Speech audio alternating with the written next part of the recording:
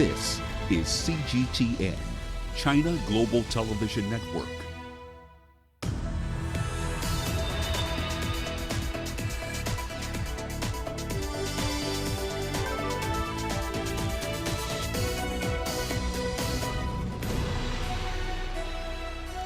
Hello there and welcome to Global Business Africa. We'll be giving you insight into Africa's business and financial markets.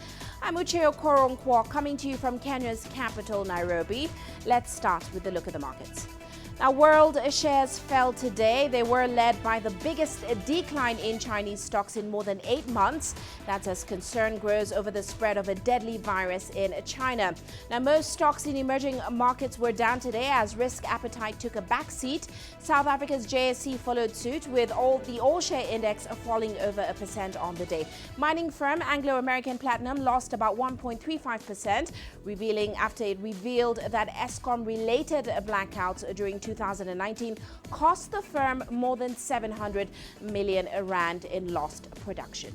Now, also coming up on the show today, South Africa's government in talks with banks to bail out the troubled national carrier. A banker linked to Isabel dos Santos is found dead in Lisbon. And Microsoft CEO predicts that tech will drive the global economy for the next decade. Well, let's start off today's show in South Africa. The government is facing challenges in borrowing that $139 million from its local banks in order to rescue the national carrier. Now, the capital is aimed at funding operations at South African Airways, which is still grappling with a financial crunch. The country's ruling party, the African National Congress, recently agreed to retain the airline. However, it will face significant restructuring as opposed to liquidation. Currently, a consortium of banks have already lent the cash-strapped airline about $139 million in order for it to continue its operations, as of course the government applies for more funding. Well, Angelo Coppola now joins us in Johannesburg with more insight into the situation. Angelo, good to have you on the show.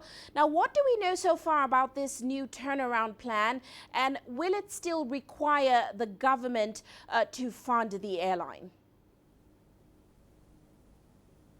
Well, look, the plan and its implementation dates still remain a very closely guarded secret. Well, that's for now at least. We got some inkling of an idea about the approach that the business rescue practitioners are going to follow when SAA announced those 38 cancelled flights earlier in the week. 10 of those flights, you'll recall, were to foreign destinations, including Munich and London. But those cancellations only carry on until tomorrow, which is Friday. We haven't seen the schedule of cancelled flights for next week yet, but it's assumed and probably anticipated that it's going to be the same flights that are going to be cancelled or consolidated, as they put it, and there are possibly going to be more. We also know that the two business rescue practitioners have been invited or summoned to speak to the Parliamentary Subcommittee for Public Enterprises to present their plan to them. But no dates have been provided yet. So we're going to wait in anticipation to see what's going to go on there. Which here? Well, Angelo, it has been reported that the government plans to borrow almost $139 million for South African Airlines from very reluctant local bankers, this time without any government guarantees. So, Angelo, why is the state not raising the funds from other sources such as bonds? And are the banks willing to provide these loans to the government? Well, look, the banks have, in fact, as you've already said, put up that $140 million of theirs, which they did in December, as they had agreed to do. We do understand that the National Treasury has been knocking on the doors of those banks that are based in South Africa, looking for that extra 140. But they're also looking for government commitment. It appears that the banks weren't that interested at that stage. And in fact, up until last week, that's the case was, as far as we could understand, which means that the government's going to have to ask for a special appropriation from Parliament when it opens, and that's after the President's State of the Nation address and the budget speech by Tito Mboweni. But that only happens at the end of February. A banker I've spoken to has suggested that there is another option that doesn't involve going to Parliament or approaching the banks directly. But it seems that there isn't an appetite to take this option up just yet. It's also unlikely that any bank is going to advance that kind of money without a government guarantee, because that would be simply irresponsible. Uche? Well, what will happen to the airline in the meantime, Angelo? We know it needs to conserve cash. Is it likely we'll see the airline downsizing or implementing job cuts going forward? Well, look, speaking to the unions, they fear that that's exactly what's going to happen. There are going to be job cuts. But all other avenues they're stressing must be explored first. The unions have, of course, presented suggestions on how to manage those many outsourced contracts that are operational within the airline and its subsidiaries. They've given these suggestions and plans to management. They've also most likely given that same suggestion, grouping and plans to the business rescue practitioners. But cutting international flights would probably be the next step, and then moving those passengers from SAA flights onto its subsidiaries is another option. But again, it all depends on what the plan actually looks like. Uche? Well, speaking about other airlines, another airline in the country called South African Express, it may be also heading towards business rescue, and that's because of South African Airlines problems. Now, it has reported that SAA owes it over $10 million. What do we know about the carrier and its situation? Well, look, SAX, as it's known by its call sign, is actually a South African Airways subsidiary. So any debt between those two organizations is likely to be a book entry at the very best. Analysts do tell me that SAX is truly low-hanging fruit, and it's in more trouble than SAA, relatively speaking. It's small, but it's losing around $40 million annually, which is a huge amount of money for such a small airline. It's also not presented its financial statements for the last 2 years, just as is the case with SAA, and it's also sitting on a huge debt pile.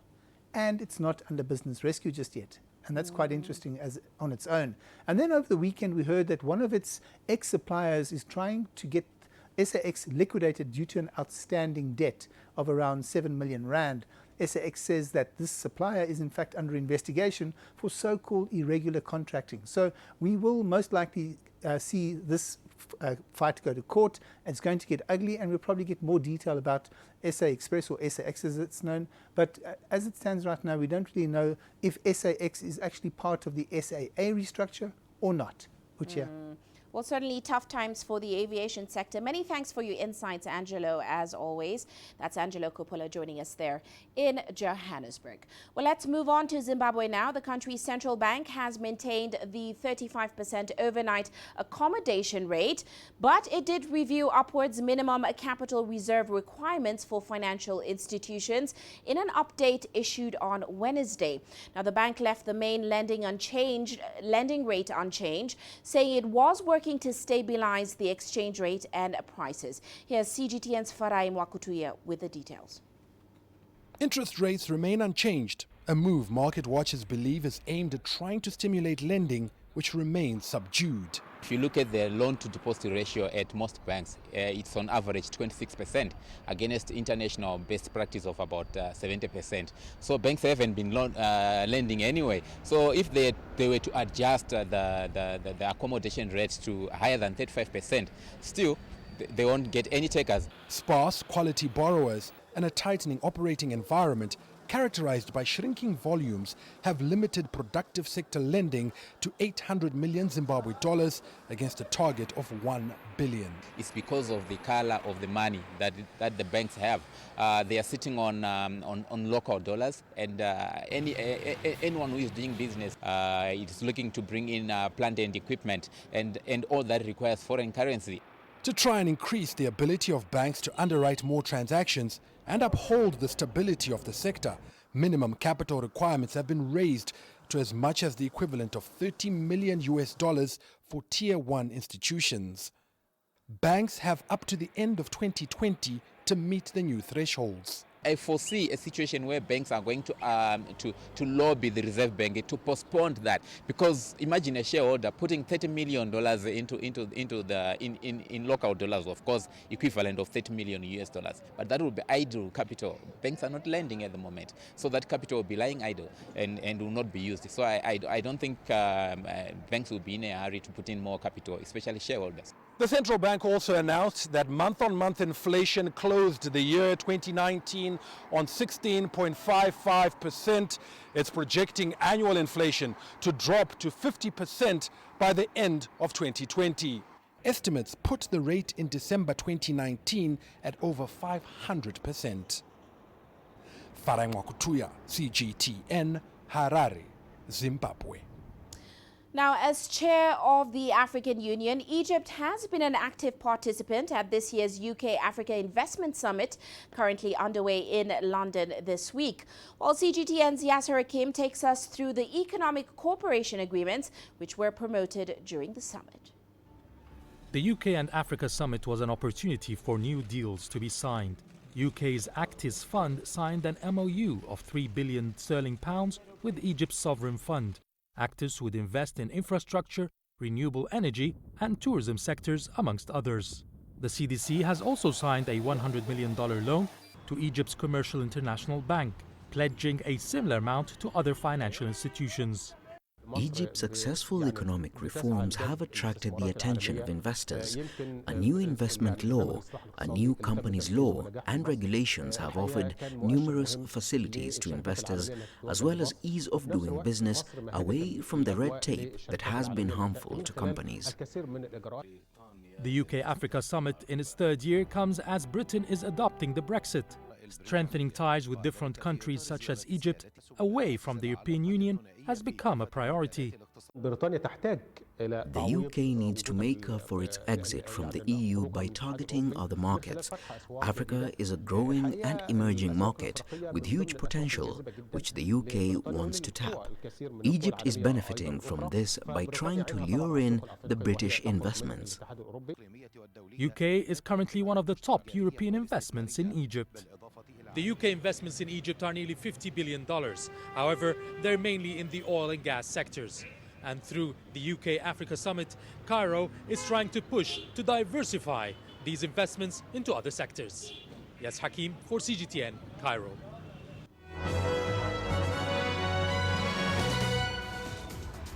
And now to some of our corporate headlines today.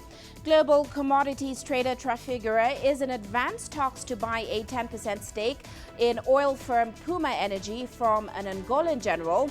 Now, the retired general Leopoldino Fragoso currently holds a 15% stake in the firm via his company Cochan Holdings. Trafigura's hopes of listing Puma has faced compliance hurdles owing to the general's presence as a significant shareholder. And South African investment firm African Rainbow Capital is set to increase its stake in Alexander Forbes to about 33.9%. Now, this comes after Mercer Africa pulled out of the equity investment in which it holds about 34.4%. ARC is now expected to acquire a 15% stake of Alexander Forbes shares at a total price of $69.7 million.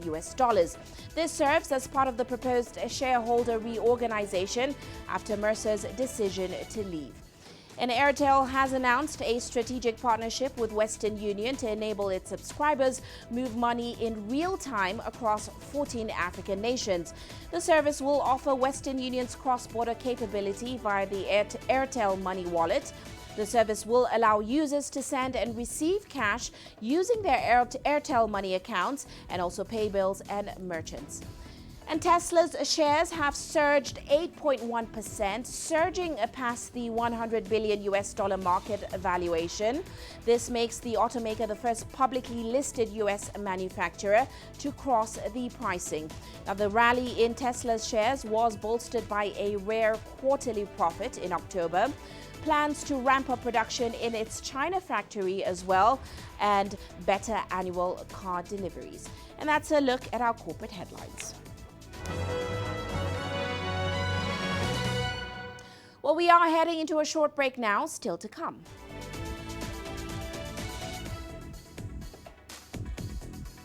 A banker linked to Isabel dos Santos is found dead in Lisbon. And Tunisia's central bank launches a new scheme for fintech regulation. The world economy as we know it is about to change. Global business reports highlight emerging markets, developing countries, and dynamic sectors worldwide. We feature top analysts and newsmakers to provide perspectives on every facet of business. From an on-the-ground perspective, we provide you with balanced and objective assessments. Fast, sharp, and insightful. Global Business. Only on CGTN. Every story starts out like this. Okay. We'll head up now. But beyond the rush of the numbers, there's always a more fundamental question. What happened? Who has been affected? When market-moving decisions are made, who's responsible and why? Let's get some reaction on ground. Joining us in Johannesburg is Sumitra Naidu. Hello, Nairobi. This is how all stories begin. See how they end. Only on Global Business.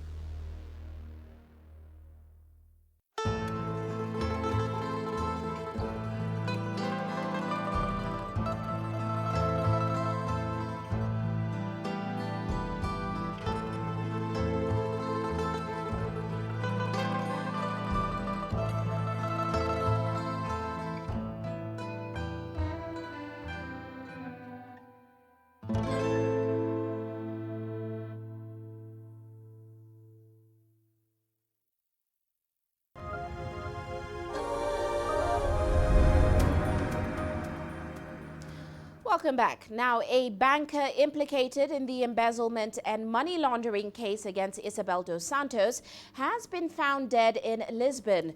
Nuno Ribeiro managed the account of state oil firm Sonangol at the small Portuguese lender Eurobic.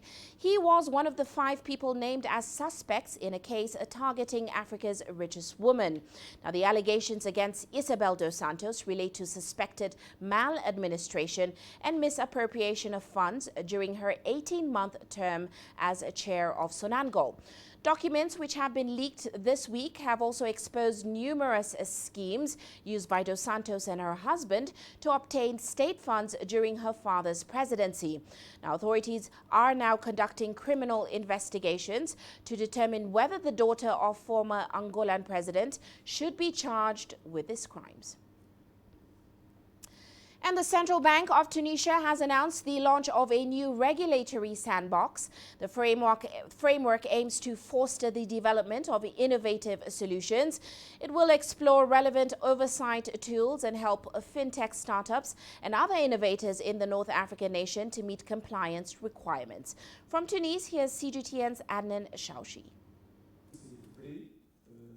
Central Bank Governor Marwan Al-Abbasi declared that the regulatory sandbox is the result of a successful synergy between the world of innovation and regulation. The objective is to ensure inclusion and financial innovation and change the banking model by moving towards the restructuring and digitalization of banks to change the ecosystem quickly. The Minister of Communication Technologies and Digital Economy welcomed the Central Bank initiative to launch a sandbox, which he added must succeed and be generalized to other sectors such as transport. The sandbox is an opportunity for dozens of fintech companies to test their technological solutions and understand the regulatory requirements in force in order to promote a financial services offer adapted to the needs of the market. The president of the Tunisian Professional Association of Banks highlighted the importance of the entry into force of the first sandbox in North Africa, which is part of efforts to digitize and improve the banking system. Due to technological changes in the recent years, many professions within the banking sector have disappeared and others have emerged. It is now necessary to keep up with this technological development and give a fintech the opportunity to develop while strengthening the regulatory framework and facilitating access to financing. World Bank representative in Tunisia indicated that the sandbox represents many opportunities, notably for youths. The sandbox is a component with a more important axis, which is fintech and innovation. It is supported by the World Bank in order to ensure financial inclusion in the North African country. The governor of the central bank announced that 2020 will be the year of the knowledge economy.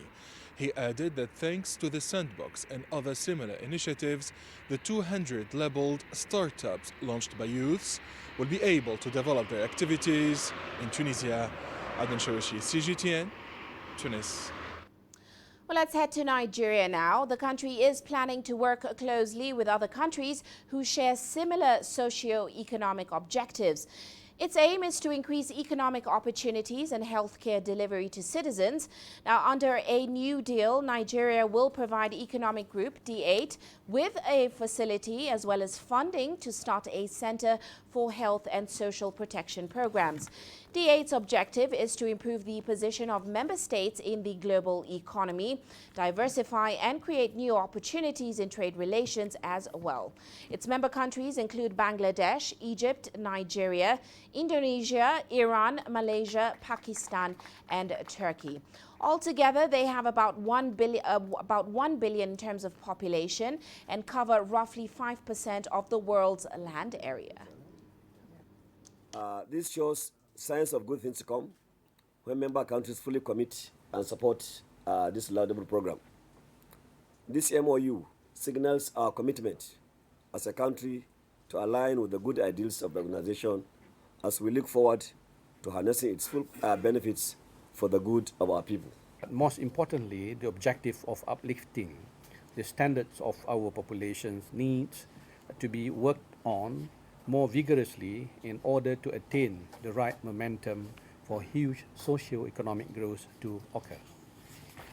In this regard, the launching of the D8 Health and Social Protection Program is designed to accelerate progress, especially in the context of SDGs 1, 2 and 3, which are critical indicators of living standards. I am happy to note that the Health and Social Protection Program has been structured in such a manner that resources will be leveraged from within the groups, the strong supporting the weak, thereby reducing reliance on donor aid. Now, rice is consumed in great quantities every day in Nigeria. It is estimated that over 70% in the West African economy feed on rice. CGTN's Muhammad Abubakar now explores how demand is outstripping domestic rice supply in the country following the government's border closures. There was a time rice was considered to be a luxury food in Nigeria. But fast forward to today, the grain has become so prominent that over 70% of Nigerians feed on rice on an average day. Since coming to office in 2015, President Buhari has repeatedly talked of plans to achieve food sufficiency and boosting agriculture, with rice as a centerpiece of that strategy. To that end, a crackdown on rice imports with tariffs and levies totaling 70% and a $150 million loan scheme for local rice farmers were put in place. The idea was to make imports less attractive. But there's a catch. Local production still cannot match domestic demand. We will reach a point where people who are buying rice can't afford to buy rice. They were looking at other alternatives to get energy or get food on their table. So that's not in the long term in the interest of we, the rice farmers. In August 2019, Nigeria went a step further and closed its land borders altogether to stamp out smuggling, with rice being the main target. Small-scale farmers like Thomas Tiavuamaji account for 80% of Nigeria's rice production, with a handful of large companies. But for years, rice producers have been facing constraints. We don't have tractor, we have not been accessing fertilizer, we have not been accessing chemicals and all that, even the harvester. We have not been accessing any. So our production is very low. But if those things are provided, we'll have a bumper harvest. We have large demand arising from the effect of flood and then the border closure, but more or less less supply. So prices are a bit higher than the startup prices that were in 2017, 2018. So we expect more money in the pocket for this year. In Nigeria's Benue state, virtually every aspect of Margis farming is done manually. It's a similar story of many Nigerian farms, leaving the country's average yield per hectare at just over 2 tons. That's half the global average and a fraction of Egypt's average production of 9.5 tons per hectare. In a good year, Margi makes about $4,900 from his harvest. That amount, however, is nowhere close to the $5 million at least a tractor would cost him. More broadly, many warn that the extreme measures such as the border closure are hurting Nigerians. Experts also argue that the move is stunting the development of other industries as well as holding back foreign investment. Mohamed Abubakar, CGTN. Now, the access to credit in Africa, it remains difficult for consumers, and that's because banks still consider retail loans pretty risky. But payday lenders are now filling this gap. They're promising instant loans with no collateral. Now, though it has been faulted for lending at high interest rates, Weza Ventures is now working to change the platform using an innovative artificial intelligence program. The team is working with financial institutions to better establish credit-worthy clients, prevent fraud and stem defaulters with the help of machines. CGTN's Beryl Oro brings us the story.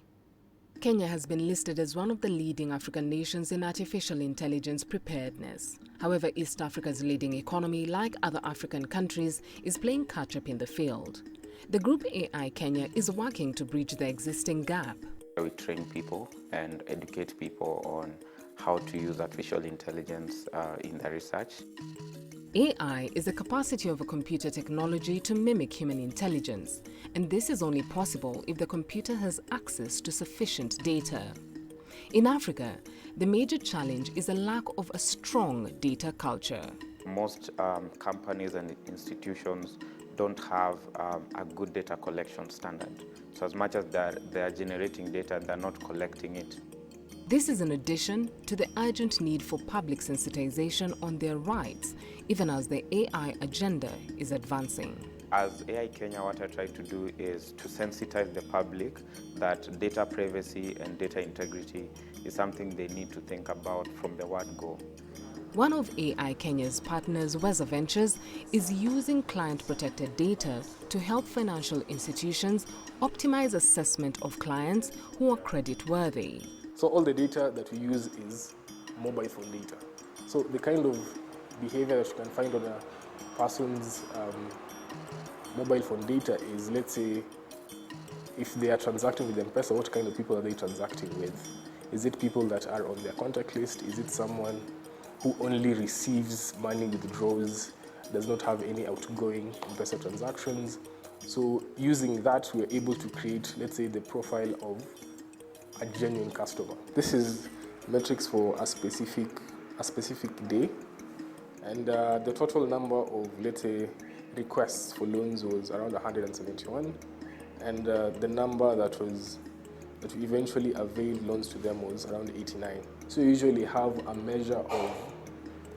a way of calculating whether this data is enough before we actually pass the data to the model. So if that data is not enough, you can actually be dropped at that point. Weza Ventures is working on an e-commerce platform that supports ethical loaning to reduce risk. For the lending applications where you just get the app on Play Store, download the app, the money is disbursed to your M-Pesa, there is some chance of risk. Someone may just get several phones, download the app on each of the phones, request a loan, then just throw away the SIM card after that. That's one kind of risk, the fraud. Then the other kind of risk, you can find it's actually someone who needs a loan, but the amount that you avail to them, they might not be able to finance it. So they end up defaulting. Here, we're actually offering them assets instead of hard cash. So let's say you want to get a new phone, but you can't pay the entire amount upfront. You're able to select, let's say, a phone, select the number of installments period, and basically purchase it. Weza Go is expected for launch in a few weeks. The group's platforms are expected to disrupt the way financial institutions are reviewing client portfolio, and particularly when looking at the greater population who are unbanked. Beryl Oro, CGTN. Now, Kenya has a thriving agricultural sector, and that's due to its favorable climate and, of course, its fertile soil. But for the past 10 years now, the East African nation's sugar industry has declined at an alarming rate. Well, CGTN's Terry Wangari was in Western Kenya to find out why. In 2015, the Western Development Initiative Association petitioned Parliament to investigate the collapse of the sugar industry in Western Kenya. A few years later, the Sugar Task Force was formed and the committee's results were astonishing. The average cost of producing a ton of sugar in Kenya is $870 compared to $350 in Malawi, $400 in Zambia, Swaziland and Egypt, and $450 in Sudan. Sugarcane yield in Kenya stood at an average of 60 tons per hectare compared to the global average of 63 tons. This compares unfavorably to the yields in Zambia at 113 tons, Malawi at 105 tons, and Colombia at 115 tons. The bad news is that the Kenyan yield is on a downward spiral and at times averages at 51 tons per hectare. So what happened to quality sugar production in Kenya? And this was mainly because of mismanagement, corruption, and importation of excessive sugar into the country at the national level. We have already come up with various recommendations, which we feel that if implemented properly, they will actually change the industry. And one of the critical recommendations is that we need all these companies to be privatized, restructured, and then privatized, put in the private hands. Almost all the sugar factories were state-owned then. Mumias Sugar Company was the biggest, and Mumias was the first to be privatized in the sense that the state allowed private persons and companies to have shares in that company. And for some time, Mumias was an example of what should happen to the sugar industry. It was efficient, it was productive. The farmers were getting a very fair share of their farm produce, sugarcane. Kenya's 11 sugar factories have an annual production capacity of about 600,000 tons of sugar against a demand of 800,000 tons. Muhoroni Sugar Company is among the few government-owned sugar factories still operational in the country. Stakeholders here say that low adoption of high-yielding sugarcane varieties, poor agronomic practices, and land subdivision into uneconomic sizes are among the problems facing production. So when there's external forces and there is no regulation, as you know, the sugar industry has no regulation as we speak,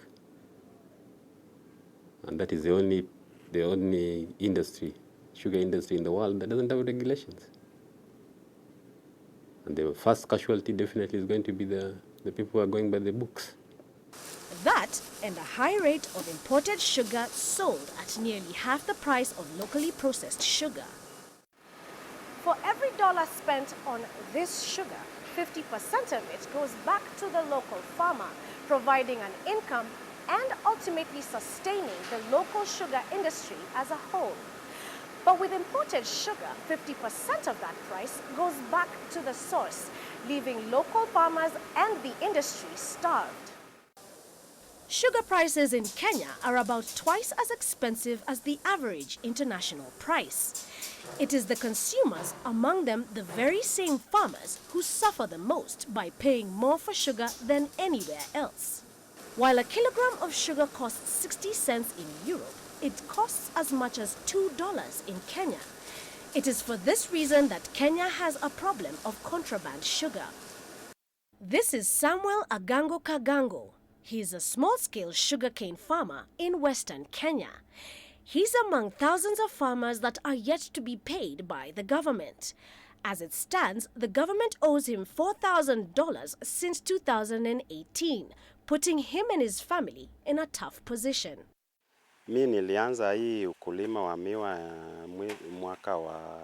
I started farming sugarcane in 2004. During that time, the industry was doing well. The government used to pay us after every 2 to 3 weeks. It went on like that until suddenly they stopped paying us like they used to. They stopped telling us when or how we will get paid, even after giving them our produce. Pesa inakaa, unaambiwa sijui hakuna maneno mzuri ambao unaambiwa. A once booming industry, the issues surrounding the sugar industry in Kenya are vast.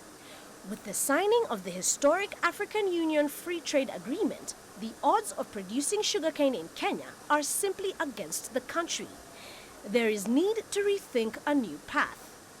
Perhaps the East African country could consolidate the factories and change the business model. Whatever the case, it is hoped that a sustainable solution is found for this dying industry. Terry Wangari, CGTN. You're watching Global Business Africa. Let's take a quick break now. Still to come.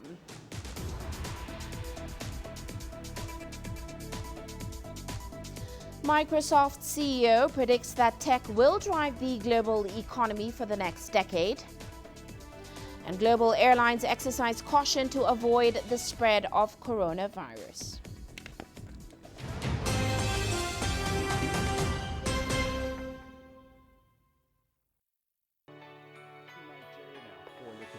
Data out of the country. The country's foreign currency reserves. With a dedicated and diverse team of anchors, CGTN now brings Africa to the palm of your hand. I'm Perina Karibe in the heart of Nairobi, which is bustling. From everyday heroes to the continent's most powerful figures, we bring their voices to you. We haven't changed. And this is something most of us are very excited about. We bring you news that's changing perspectives.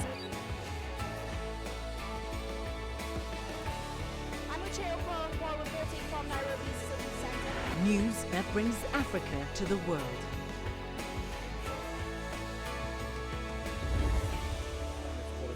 CGTN.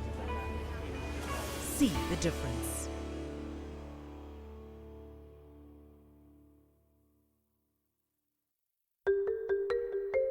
How will your world change today? What happens here? What happens there? Or what you make happen for yourself? If it matters to you, it matters to us too. Your stories are these stories that need to be told. Africa Live. Find your voice.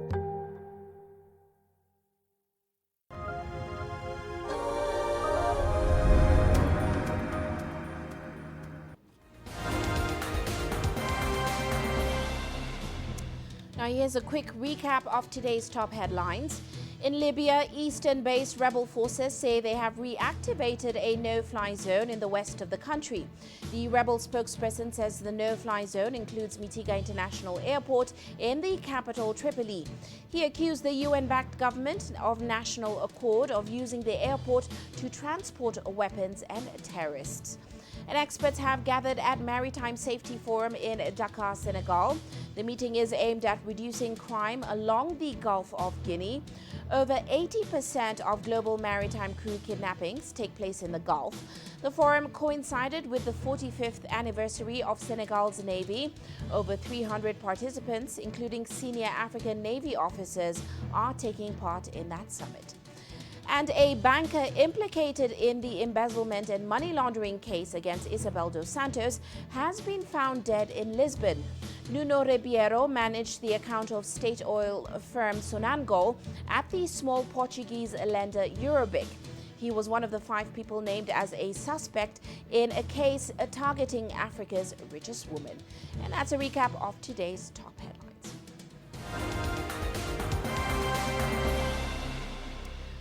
Well, Microsoft CEO Satya Nadella now says sustainability and trust in technology will be the drivers of economic growth for the next decade. Nadella made the remarks at the ongoing World Economic Forum in Davos. He warned against businesses embracing environmental and sustainable causes. Instead, Nadella wants firms to incorporate them into their core business models. His comments come barely a week after Microsoft announced it will remove as much carbon from the atmosphere as it has created, directly or indirectly, during its 45-year history. Now, the $1.3 trillion valued company will invest roughly $1 billion over the next 4 years to speed up the development of carbon removal technology. Now, by the way, that economic growth will only happen if 2 other things are also in place for achieving more. One is trust in technology. The one way we can, in fact, not only have lack of economic growth, we can go backwards, is if we don't have trust in the very factor of production that's supposed to fuel the 4th industrial revolution. So whether it's cyber, whether it's privacy, we talked about AI, ethics, internet safety, these are all big topics where we will need global norms to ensure that there is trust in technology, and we, as the platform creators, will have to do our part in it. And lastly, I would say sustainability, which is achieving more means whatever economic growth we achieve is going to also make our planet more sustainable. So whether it's water, whether it's waste, whether it's carbon or biodiversity have to be front and center. And so that's the framework we have for achieving more. Well, let's get more on this and, of course, the latest discussions taking place at the World Economic Forum. We're joined now by Guy Henderson. He joins us in Davos. Guy, great to have you on the show. Now, let's start off with that much-anticipated speech we saw from German Chancellor Angela Merkel today. How did she address issues like climate change and, of course, plans to unify Europe in a post-Brexit world? So climate, very much the focus of this year's World Economic Forum. And a bit of a reality check was the sort of message overall from German Chancellor Angela Merkel during her speech. She spoke about how the level of momentum that governments and businesses were showing at the moment in the fight against climate change was insufficient to meet the targets of the Paris Climate Agreement. She reminded people about how this needed to be a transformative change that would be historic in nature. Those are her words. And overall, she said that was only something that could be achieved if all countries and businesses acted together. On Brexit, Merkel was in quite cooperative mood, talking about how it was in the interest of the EU for there to be constructive talks on a trade deal between the EU and the UK, that might, to some extent, sort of allay fears and lessen fears of a possible recession within at least some European countries. That sort of relates back to the annual outlook by the IMF for the global economy at the beginning of these few days at the World Economic Forum, in which it said that it expected growth to start to pick up through the course of 2020, but that there could be shocks that would set things back. And I think certainly a lack of agreement on a trade deal between the UK and EU could be one of those factors. Sajid Javid, the UK Chancellor, was in buoyant mood here, saying Britain's back, but making clear that Britain wants to decouple itself from at least some EU regulations and sort of free itself, in its view, from those EU regulations. The EU has made clear again here, its economy minister during one of the sessions here, that if Britain does that, it will only have limited access to the EU single market. Well, Guy, we should note that as Merkel spoke today, ECB President Christine Lagarde also announced a decision to hold key rates. Now, she's been advocating for increased fiscal spending in order to boost the Eurozone economy, which, of course, is a key discussion at Davos as well. What were the highlights from Lagarde's speech today?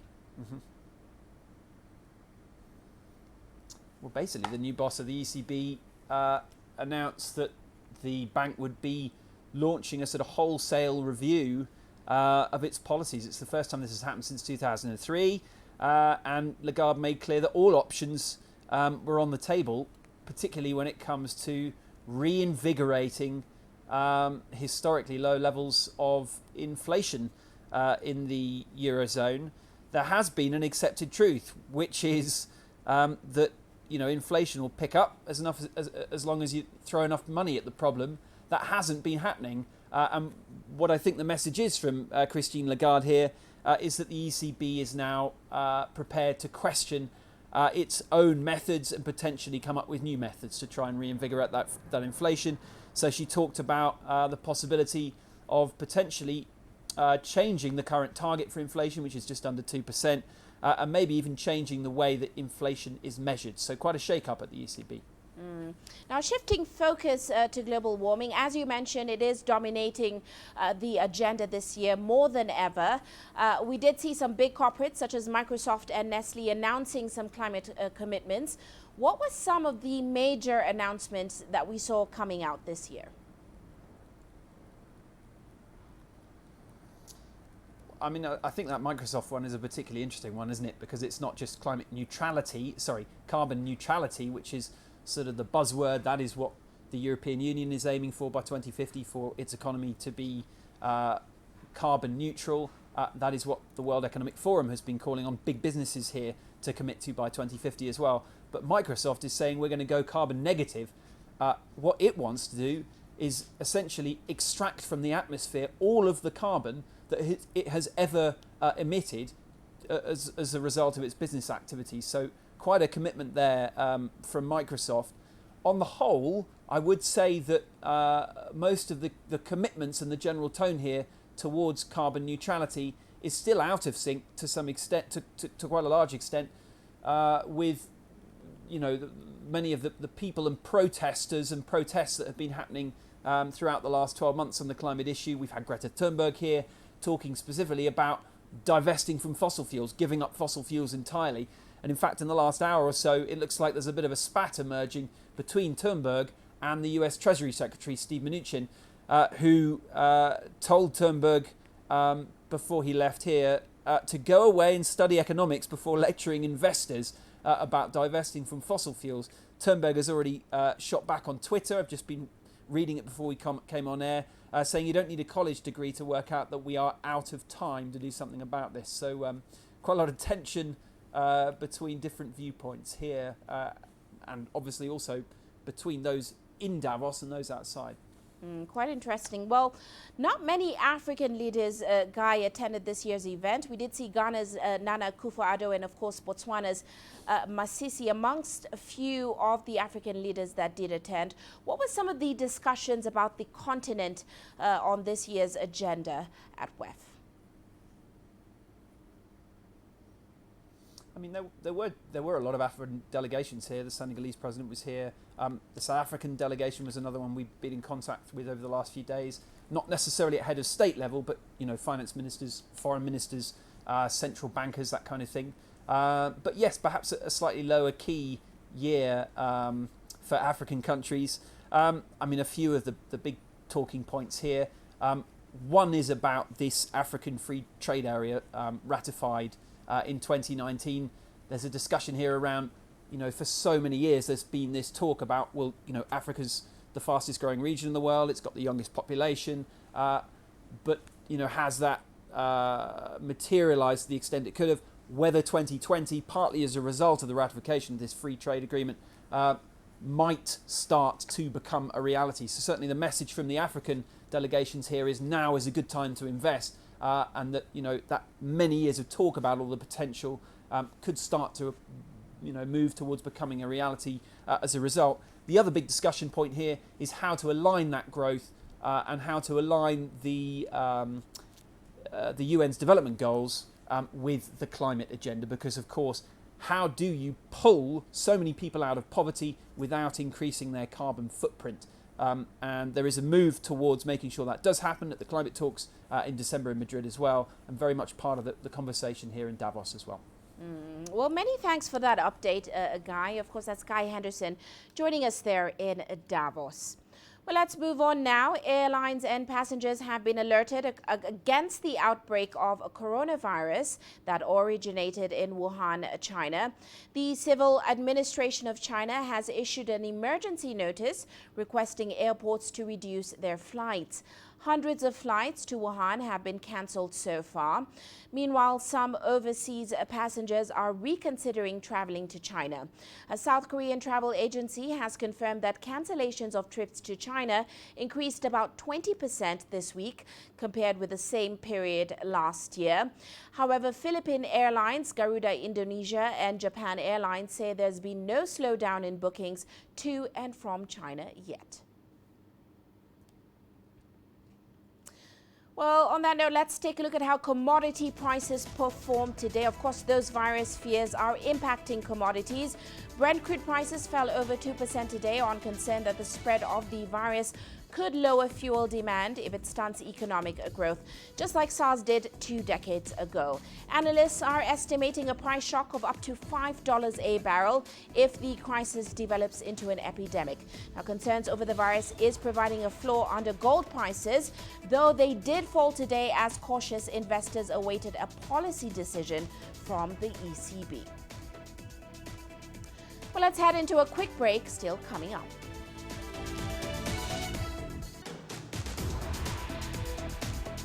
Africa's e-commerce pioneer Jumia now banks on its payment platform to drive revenue.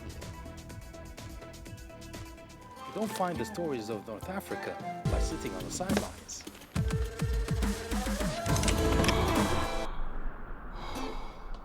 No one else will take you where we can in North Africa. And no one else will show you what it's all about. CGTN, see the difference.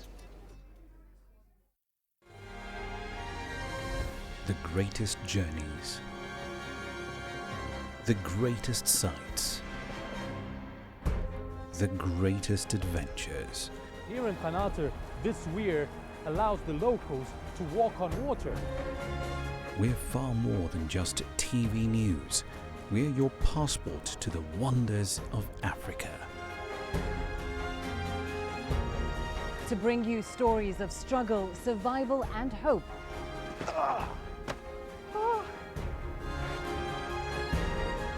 So let's explore.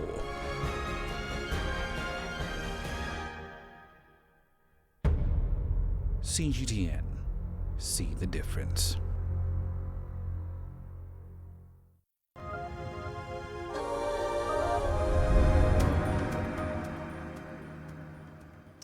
Now, Africa's leading e-commerce giant, Jumia Technologies, plans to expand its online payment platform, Jumia Pay. The group says the goal is to drive more revenue and enable the company to compete effectively on the continent's fast-growing tech payment market space. With more on this, here's CGTN's Deji Badmus. Despite listing on the New York Stock Exchange last April, 2019 was not a particularly good year for Jumia. Its share price crashed from a peak of $49.99 to well below its IPO price of $14.50 on the back of fraud accusations by short seller Citron Research. Its former employees also admitted sales rep placed fake orders to meet daily targets, and its third quarter performance of 2019 was far from impressive. But addressing this group of journalists in Lagos and the company's plans for this year, the co-founder sounded very upbeat. Last year was a normal year. We did some great things, we had to make some decisions, but at the end of the day, nothing brings us down. Nothing can bring us down, because the people you meet at Jumia when you know them are absolutely exceptional people. Jumia has actually grown from its modest beginning in 2012 when it launched in Lagos, but growth has not translated to profit. It's racked up losses from inception, and last year it had to end its operations in 2 of the African countries where it operates and laid off staff in Nigeria and Kenya, while ending its food delivery service in Rwanda. Odara told this gathering that beginning from this year, the company would seek to aggressively drive its online payment platform Jumia Pay to boost its revenue. Because we have this huge marketplace ecosystem, because we have a great product, and because we have this base of consumers, we want to make sure that Jumia Pay is in a position to become the next Alipay, the next PayPal, the next Mercado Pago. Jumia Nigeria will be again at the forefront of that. But Jumia would need to work extremely hard to dominate a market that is now quite competitive, especially in Nigeria, where even global players like Alipay also wants a piece of the pie. Chinese mobile payment platform OPay is also fast gaining ground in the country. This is in addition to virtually all the mobile telecoms operators who are now venturing into the mobile money market. The banks are also there as well. There is space for everyone. But at the end, we are here to build the next PayPal, the next Alipay, and this is something because we started 8 years ago to build e-commerce where we have a shot at. Now it's our job to build the best product, to build the best simplicity, the best trust, the best all of that. Hodara and his team have their work cut out. They know that the sooner Jumia began to make profit and keep its investors happy, the better for it, especially if the tech firm would have to approach these same investors for some more cash at some point in the future. Deji Badmos, CGTN, Lagos, Nigeria. Meanwhile, cigar connoisseurs in Mozambique who would like to smoke something more homegrown finally have an option: Bongani cigars. While CGTN's Daniela Pearson takes a look at Africa's first and only premium cigar. In smoking lounges across the world, a Cuban cigar is the ultimate status symbol. But Bongani Cigar, an upstart brand, wants to muscle its way into the luxury market and put a new place on the map. I started smoking cigars 10 to 12 years ago. I recently started smoking the Bongani cigars, and I can see the difference that Bongani is doing. I can see that it's becoming better, and it's very nice to have a cigar that is rolled in Mozambique, made in Africa. Even clients come here looking for Bongani cigars.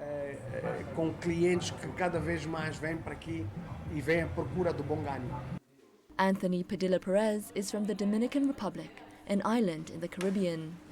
He was recruited as head of production at Bongani to train a workforce in the precise art of rolling by hand. He explains that while the tobacco is grown in Mozambique, the leaves that cover each cigar come from another African nation.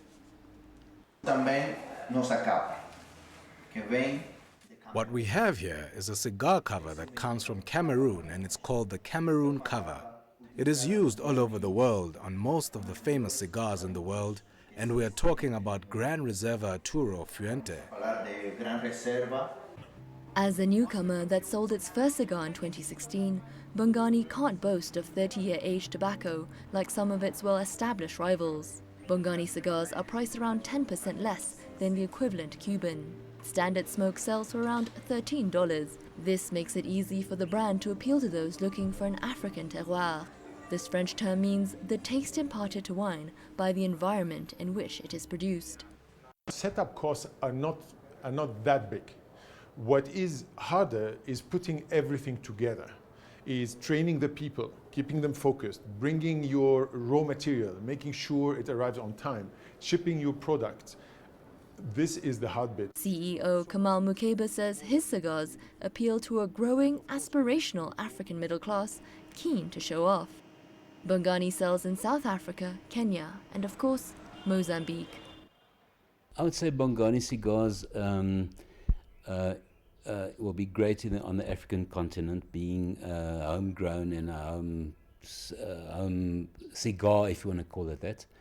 Made in Africa for Africans. Yeah, it'll certainly appeal. I don't think it'll take off elsewhere.